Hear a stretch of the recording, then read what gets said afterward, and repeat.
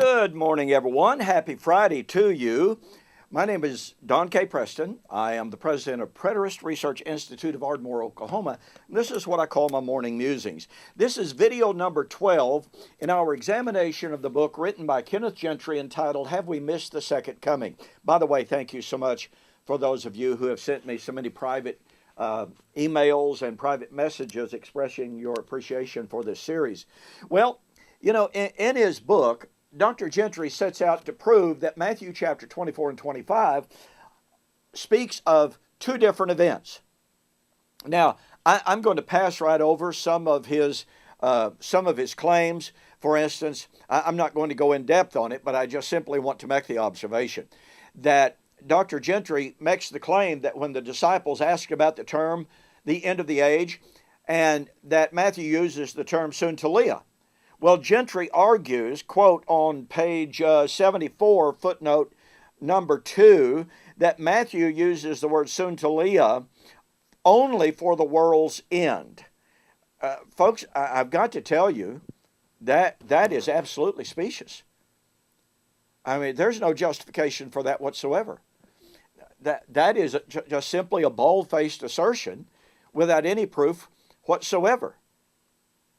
So, Dr. Gentry, in his so-called exegesis of the Olivet Discourse, makes some humongous assertions, some humongous presuppositional claims without ever supporting them.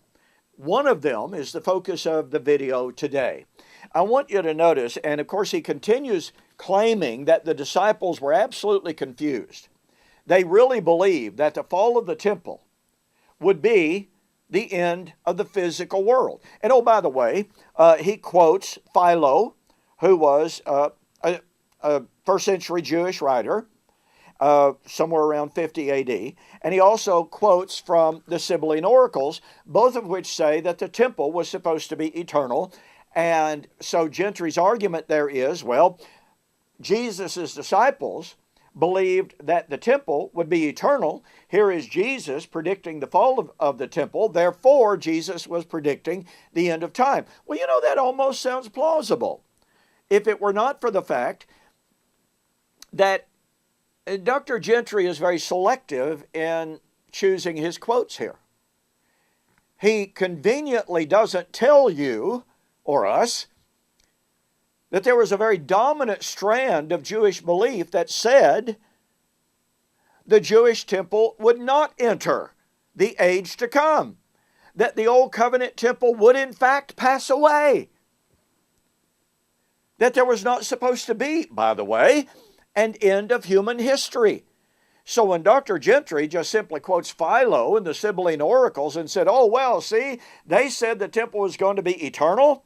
Oh, and that proves, therefore, the disciples must have had the end of human history in mind. No, that's a little bit too convenient.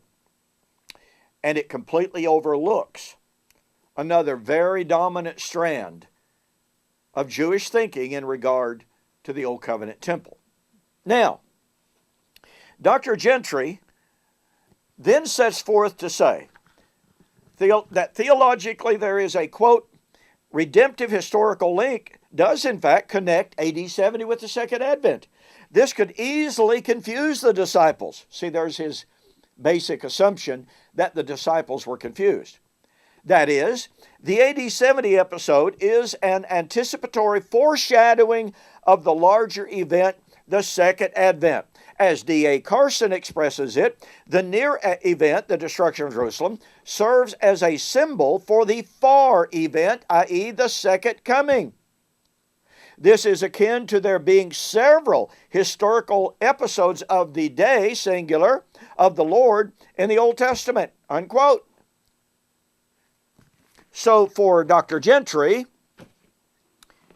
AD 70, and by the way, don't forget, Dr. Gentry does believe, as I have documented over and over and over again in my writings, Dr. Gentry absolutely believes that the end of the Old Covenant age occurred in AD 70.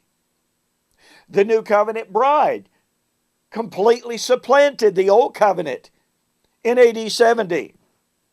I document that in my book, We Shall Meet Him in the Air. Now, So here is Dr. Gentry saying AD 70 was a type, a foreshadowing of the real end. Now, I've got to tell you, I tried to believe that for a while. But here's the problem.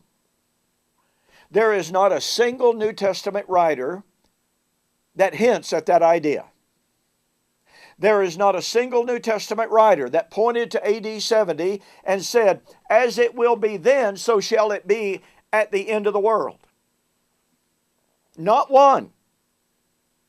And you know, I wrote a book entitled AD 70, A Shadow of the Real End, ?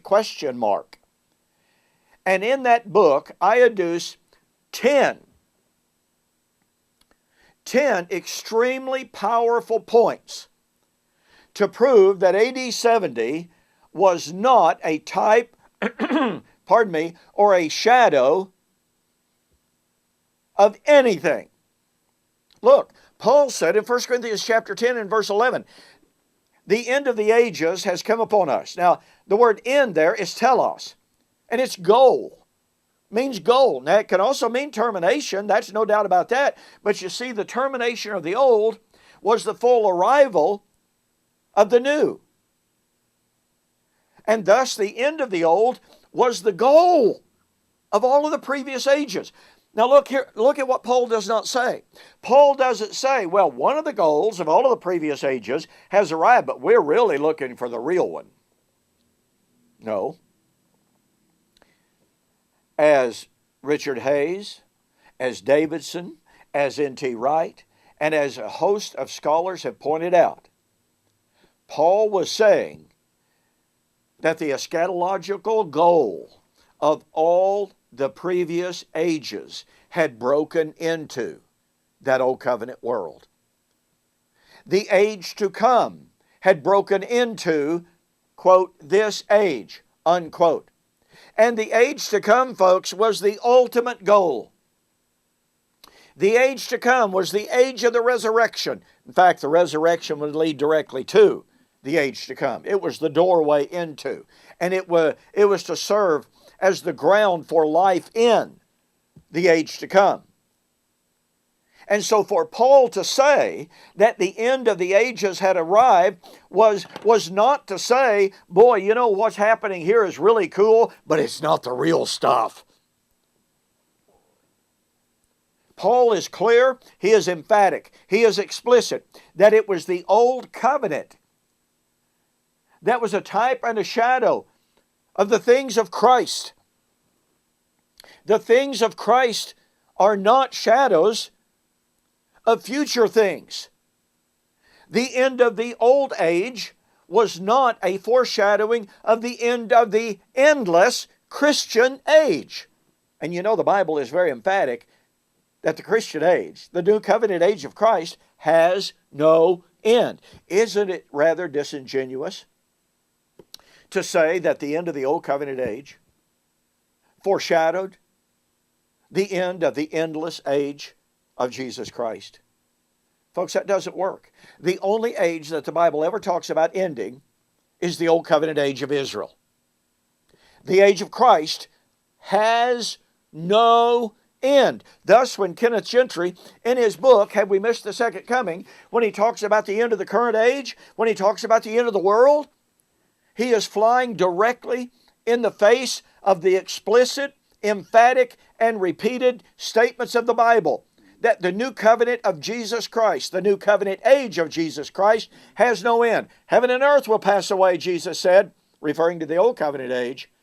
My words will never pass away. And when we consider the full force of Jesus' emphatic words, it means that Kenneth Gentry's argument on Matthew chapter 24, that the disciples mistakenly confused the destruction of Jerusalem and the temple with the, quote, end of the Christian age, the end of the world, and that AD 70 was a type and a shadow of the greater, the fuller expression of the kingdom, Kenneth Gentry did in fact miss the second coming.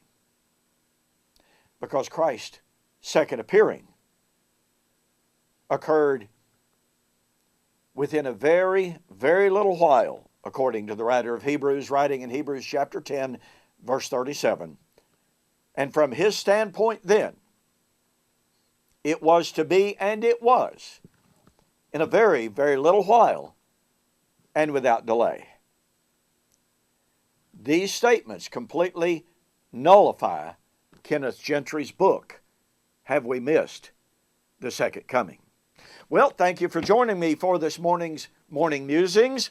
Lord willing, we will see you on Monday.